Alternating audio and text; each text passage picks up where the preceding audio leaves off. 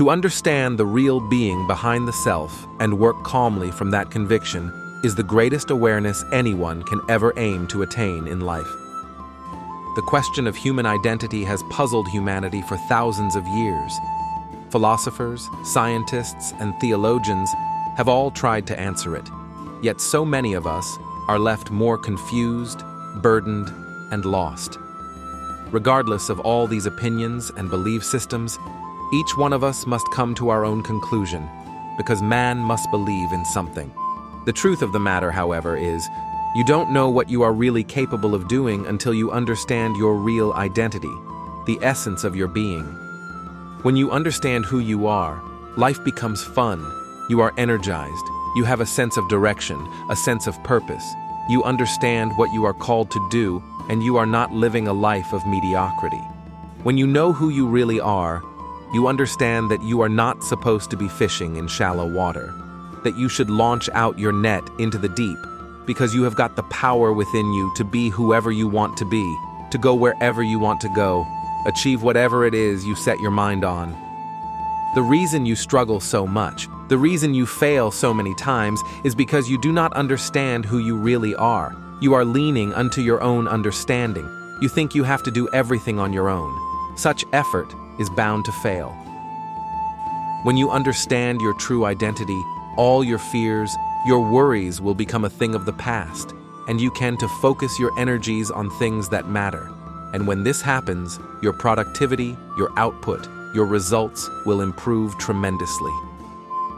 All I ask is that you maintain an open mind as we go through this subject together. You see, life is quite very short. Do you think 70, 80, 90, or whatever years we have got is a very long time? No, it is not. Recently, I was catching up with a friend, and we were both analyzing and reviewing our lives up to 10 years ago. I remember we kept saying it was just like yesterday. It was just like yesterday. That is how life is moving really fast. 10, 20, or 30 years ago, and you will say it just looked like yesterday. And before you know it, you are already in your 70s. So it is high time we decided to make our life count. Now let us dive into today's subject and answer the great question, who am I? A wise man by the name Bill Gove said, "If I want to be free, I have got to be me. Not the me that I think my wife wants me to be, not the me that I think my children want me to be, not the me that I think my friends want me to be. If I want to be free, I have got to be me. But I better understand who me is." If you do not understand your true identity, life is going to be a struggle. You are going to struggle financially. You are going to struggle to achieve your goals, and you are not going to be able to go very far in life. Why is that? You see, there are so many forces outside. There are so many challenges in the world. Not only that, the battles within is much greater than the battle outside. The self-doubt, the I am not good enough, the can I do this. With all the outside forces and inner battles, you don't stand a chance if you do not understand your real identity and work from that standpoint. This is why the subject of real identity is very fundamental to everything we do. If we are to fulfill our destiny, if we are to fulfill our purpose, we must work from the standpoint of our real identity. It is fundamental to our achievements and how far we go in life.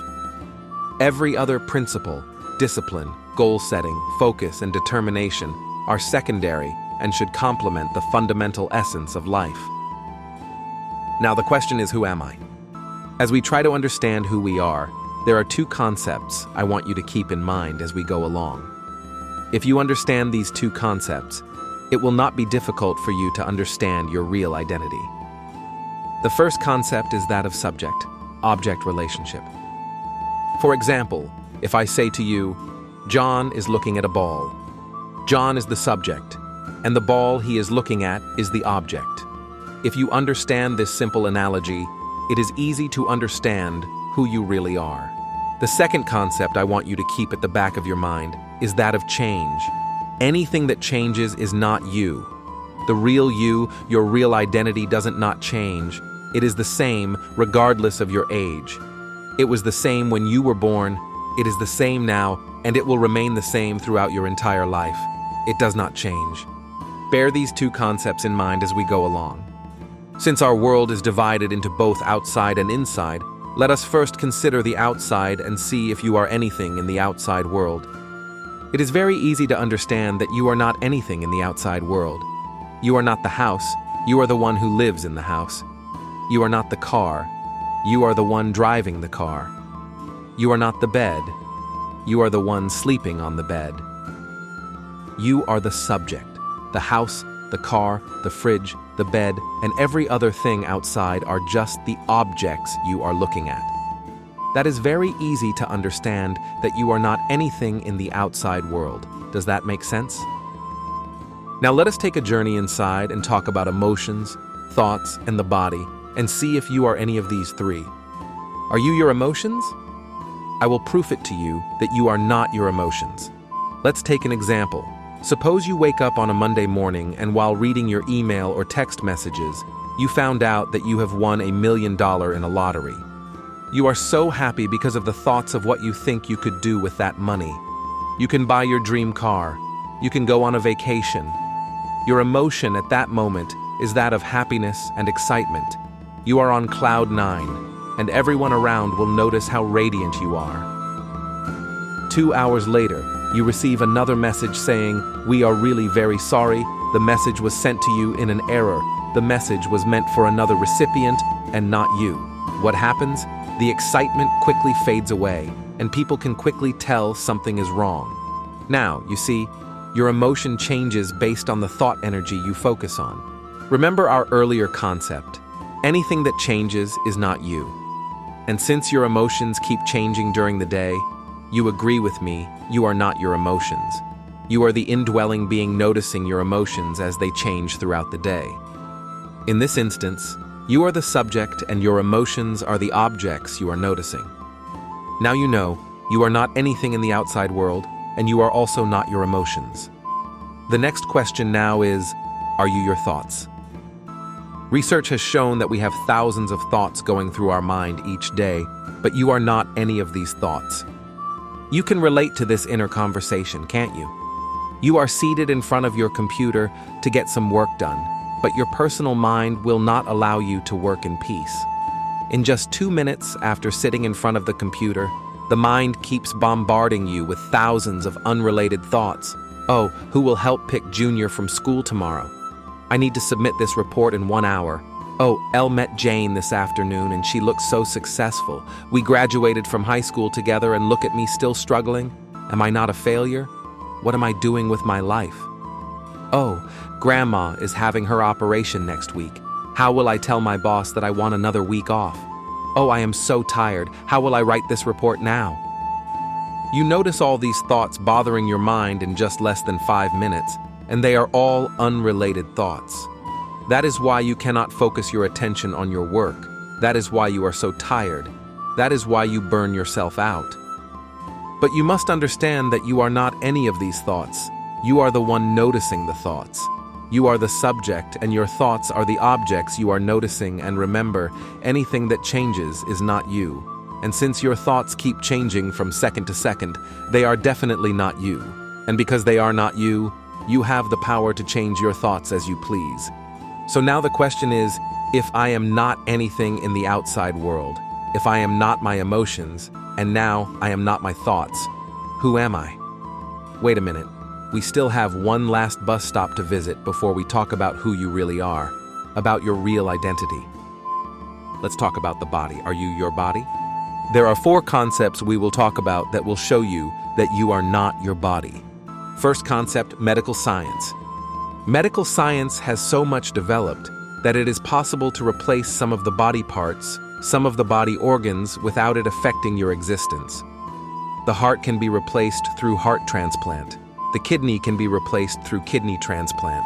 It is also possible for an individual who has lost the upper and lower limbs in an accident to have them replaced with artificial limbs. Recently, I was watching a documentary where a neurosurgeon was being interviewed, and he said it is medically possible in children to have some part of the brain removed to correct some abnormality, such as seizures. Now, If some of the body parts can be replaced without it affecting your existence, that means you are not these body parts. You are not your body. You are the indwelling being noticing some body parts being replaced. Does that make sense? The second concept that will show you are not your body is the concept of dream. You go to bed after a tiring day job, and your body is dead asleep on your bed in the United Kingdom, and yet few hours into the sleep, you find yourself having a nice conversation with a friend at JFK Airport in the United States. What part of you is noticing this transition? Definitely not your body, because the body is on your bed in the United Kingdom. So, if your body is on your bed in the United Kingdom, and you still find yourself having a conversation with a friend in the United States, that means there is a being within you which can travel around the world regardless of whether the body is awake or asleep. Does that make sense? The third concept is the concept of growth. Remember, anything that changes is not you. Your body keeps changing year after year. When you eat a piece of bread, it is digested and transmuted into flesh and blood, and this keeps you growing. You are not the same as you were 5 or 10 years ago. Today you are 150 centimeters tall and weigh 75 kilos. But 5 years ago, you were just 90 centimeters tall and only weighed 50 kilos. Your body keeps going through physiological changes day after day. Since your body keeps changing and anything that changes is not you, it means you are not your body. The fourth concept that will show you that you are not your body is the concept of death. You see, at the point of death, when the real identity departs from the body goes back to where it came from, the dust. You don't need to be a scientist to know this. You have probably attended a funeral before, and as the casket is being lowered into the grave, you heard the priest saying, "From dust you came, and to dust you shall return." The priest is referring to the body, but you are not the body. Now we come to the interesting part. If I am not anything in the outside world, if I am not my emotions, if I am not my thoughts, and now I am not my body, then who am I? To answer this question, I want you to understand there are two areas of knowledge we explore when there is a puzzling or difficult question to answer. One is science, the other is religion. Science tends to explain the visible side of existence because it deals with observation. Science is I see and I believe. It deals with observation. Religion, on the other hand, tends to explain the invisible side of human existence, something which cannot be explained scientifically. And these two areas of knowledge are vitally important for us to have a complete understanding of our existence. Both science and religion explain to us that our world, our universe, was made out of invisible substance. Ask a scientist, a physicist, what create the universe, and he or she will tell you it is energy. Ask him to define energy, and he will say energy is this, energy is that. But this energy can neither be created nor destroyed, but can be converted from one form to another. That is why mechanical energy can be converted to kinetic energy or electrical energy into heat energy or vice versa. Ask a theologian, a priest, what create the universe, and he or she will tell you it is God. Ask him to define God, and he will say, God is this, God is that. But this God cannot be created or destroyed, but can transform itself from one form to another. That is why the Word was made flesh and dwell with us. If energy can neither be created nor destroyed, but can be transformed from one form to another, and if God cannot be created or destroyed, but can transform itself from one form to another, what are the odds that these two areas of knowledge are talking about the same being but using different terminologies? Now, to answer the question of who am I, let's go to Genesis 2:7. This verse of the Bible tells us that at creation, the divinity, the divine providence molded a statue from dust, and this statue, called the body, was lifeless. Then the divine providence, the divinity, God, transferred his own breath into its nostrils, and the statue or the body became a living soul. As you are well aware that your breath is your life, when the breath is gone, life is gone. and the body goes back to where it came from, the dust. This means God transferred its own life, its breath, into man at creation. In other words, at creation, the divinity, the divine providence, descended into man so man can ascend into the state of divine. Man is a divine being. Man is a spirit being which occupies a physical body. And because man is a spirit being, and spirit is always for expansion and fuller expression, that is why man can do anything. The seed of greatness was planted in him at creation. He can achieve any goal he sets his mind upon because the power within him knows no impossibility. Man has accomplished the impossible. We have gone into the depth of the ocean. We have subdued the air, and we can send a rocket into the space, and by putting some parameters together, the velocity, the acceleration, we can calculate the time, we can time the landing with precision of a second. What power do you think bring about such accuracy? It is the power of being within man. You and I can do anything. We can accomplish the impossible. This intelligence within us is the same intelligence which turns a tiny acorn into a mighty oak. This intelligence, this seed of greatness, is within each one of us, regardless of race, regardless of religion, regardless of education status. It was a sacred gift giving to us at creation. It is our real identity. Now this being within us, this intelligence within man has been called by different names in different spheres of life. In the religious arena, it is called God, Spirit, the Father, or I Am. In the scientific environment, it is called energy. If you are philosophically inclined, you can call it infinite intelligence, universal intelligence, life instinct, the center of my being, higher self, universal consciousness, intuitive mind, the creative mind, the mind that knows all there is to know. It does not matter what name you call this being. What matter is the fact that you understand that there is a higher power within us whose knowledge knows no bound. When you truly understand who you really are, you can say exactly like Jesus said, "Of my own, I can do nothing but the Father which is in me, the God which is in me, the Spirit which is in me, the energy in me, the infinite intelligence in me, the one who occupies this temple we call body, the one who sees even when the eyes are closed in deep sleep. The Father which is in me, he doeth all things." When you understand this, you heed the advice of Christ. Be anxious for nothing. Your fear is gone, your worries are gone, and you can carry out your work with calmness and relaxation, with solid assurance that you will get the reward when you put in the action. Does that make sense? The great people of old, the great scientists of the past, understand this very well.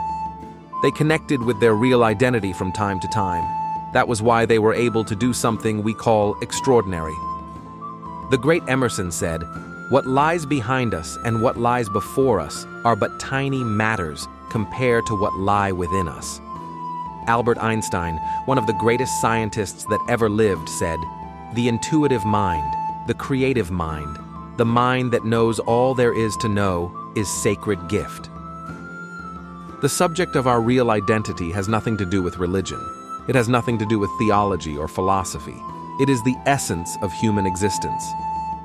1 Corinthians 6:19 tells us, "Your body is the temple of the living God," meaning you are not your body, you are the indwelling being occupying the temple. Philippians 2:5-6 tell us, "Let this mind be in you which was also in Christ Jesus, who being in the form of God, thought it not robbery to be equal with God," meaning Christ recognized his real being to be equal with God. Acts 17:28 says, "For in him we live, in him we move, in him we have our being." Luke 17:21 tells us the kingdom of God is within you. The divinity whose temple the body is, established his kingdom within man when he descended into man at creation. What is the importance of all this? When you understand your real identity and start to work from that standpoint, you have inner peace. This is because when all those thoughts that used to bother you before are passing through your mind, you say, "Wait a minute, I am not my thoughts. I am the one noticing my thoughts." So, you can relax your mind and sit back and not allow yourself to be drawn into the energy of those thoughts. When someone says something that ordinarily would upset you before, as you begin to notice the emotion of anger rising up within you, you quickly say to yourself, "I am not my emotions. I am not my emotions." And you do not allow yourself, the real you, to be drawn into the energy of that emotion of anger. When you begin to work from the standpoint of your real identity, your productivity will increase tremendously, because right now, you are wasting all your energies holding on to so many thoughts, and this wear you out. But when you realize you are not your thoughts, you now have clarity and can focus your energies on the important things that matter to you. Another thing is, you find yourself highly creative and highly receptive, because now you are operating from the root, from the source of idea itself. No fear, no worry, just peace and serenity. That is what Thomas Troward meant when he said, "When you fully grasp the truth that spirit is the creator, you can dispense the painful investigation into the mechanical side of all problems." Remember what great Emerson said, "What lies behind us and what lies before us are but tiny matters compare to what lie within us. The power that worketh in us, the sacred gift that was given to us at creation, is greater than all the challenges you may encounter." Now that you know this, go out and do exploits, because you are more than you think. Don't forget to click the subscribe button to subscribe to our channel for more videos that remind you of your true identity.